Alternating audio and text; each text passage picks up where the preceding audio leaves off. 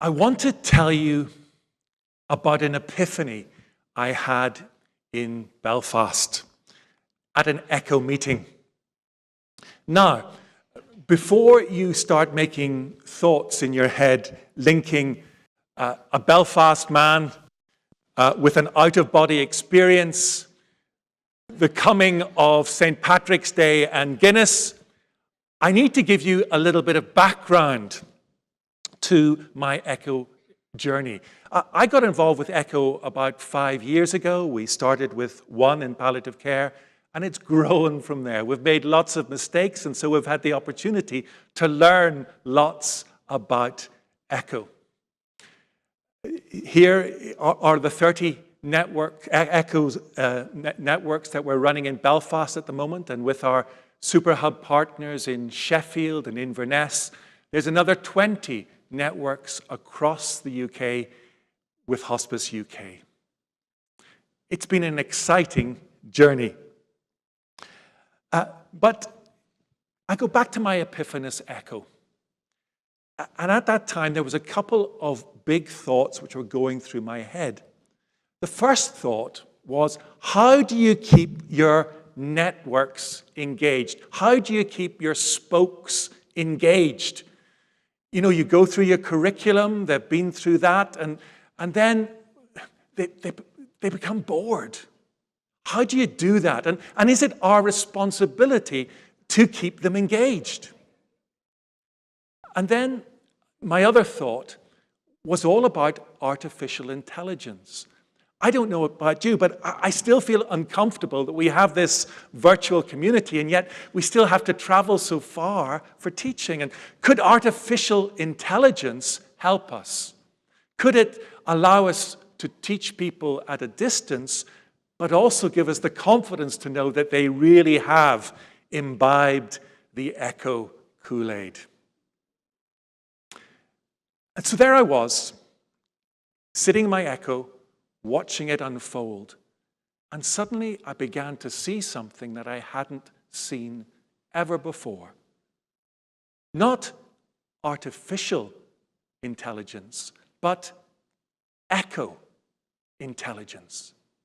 I was seeing people talking to each other from different backgrounds, different training.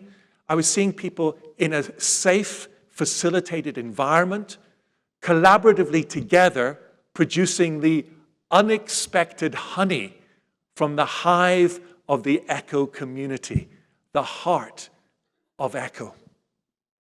I was seeing people who, a few ECHOs ago, when they started their ECHO journey, were very authoritarian, talking to each other as human beings. I was seeing people who, at the beginning of their ECHO journey, were very much demonstrating the prestige and power relationships, letting those go for the bigger goal of collaboratively working to improve care.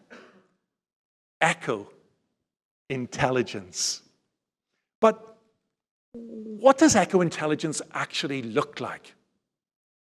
At an ECHO meeting with our nursing homes in Belfast, a lady of 90 with advanced dementia was being discussed.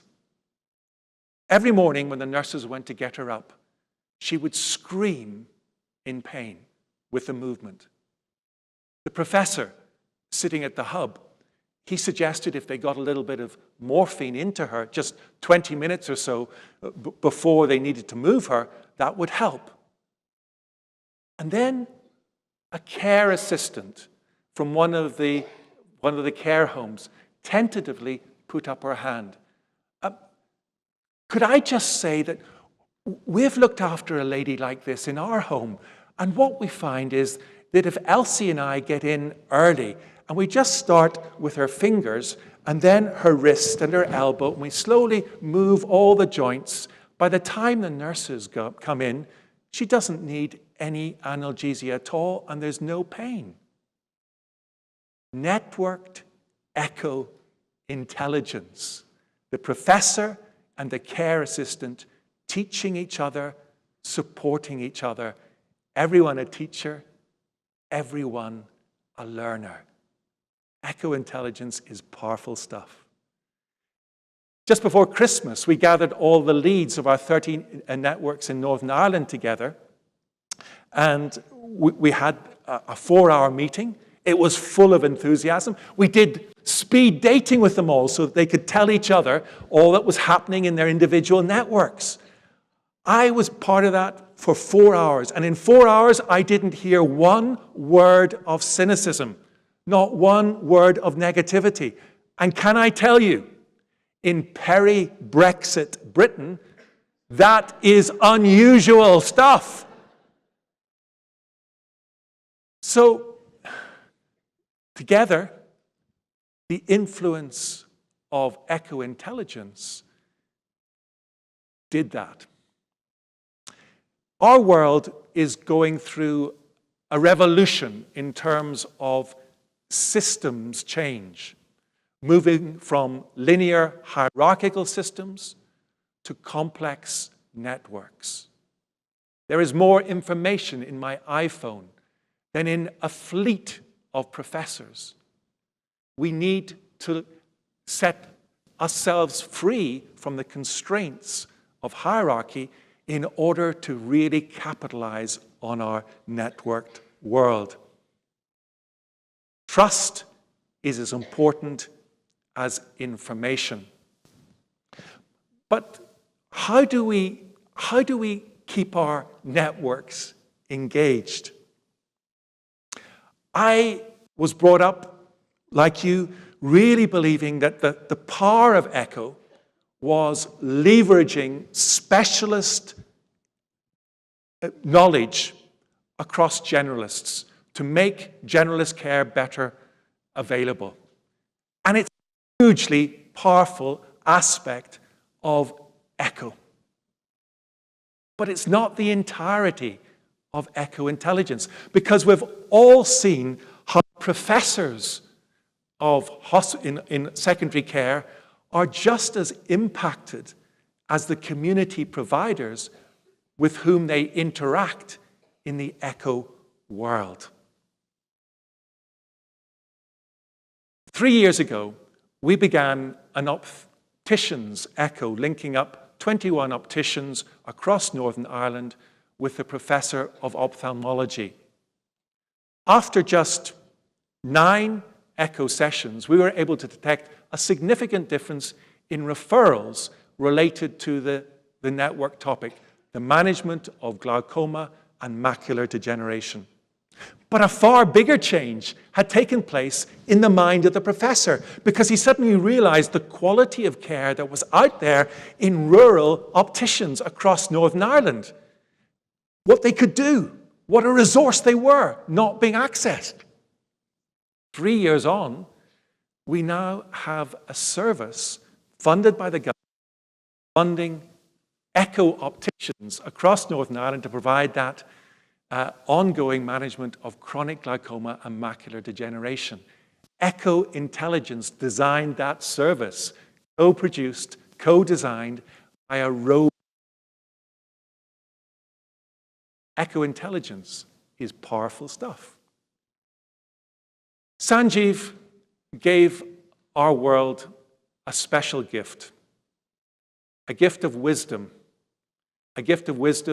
based on learning, listening, teaching, supporting in a safe environment.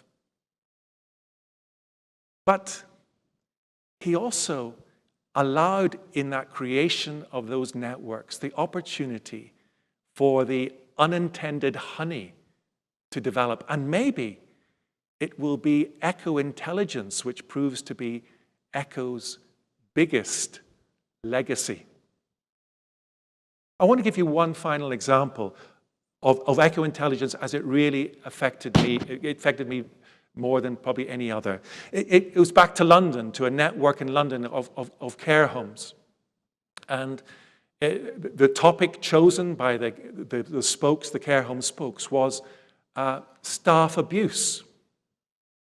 Now, when I saw that, I thought, oh, this is all going to be about, angry relatives and that. But it was much more complex than that. South London is a mixed area. The staff in those care homes were largely Afro-Caribbean. The residents were white, demented. And some of those white, demented residents consistently, persistently, racially abused staff. But these were residents approaching the end of life. They couldn't be ignored. And yet, for staff, they had to put up with that day and daily undermining of their very beings.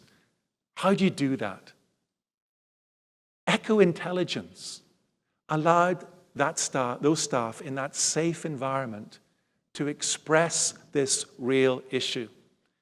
It allowed the opportunity for the respect for what they were doing to be felt right across the network. And it allowed others who have dealt with the toxicity of dealing with such things to share their way of dealing with it. Echo Intelligence is powerful stuff. The poet T.S. Eliot writes, "Where is the wisdom we have lost in knowledge? Where is the knowledge we have lost in information?"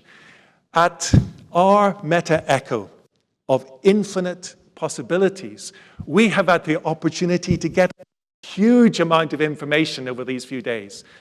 We've also had the chance to learn a lot more knowledge. But there's been something even more special that I've observed in umpteen conversations. The wisdom of Echo Intelligence. As you have shared your Echo experience, your Echo understanding with others who don't actually do Echo in the way that you do, but in that safe environment, you've listened and learnt. And I suspect, if you're like me, you're taking back your own epiphanies to your own networks to transform. Because we are the community of Echo Intelligence, committed to learning, to listening, to supporting, and to transforming our world into a better place collaboratively.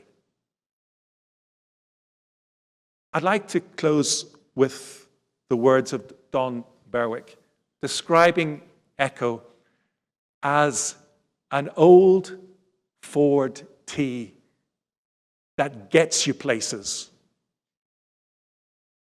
Travel well, travel with intelligence. Thank you.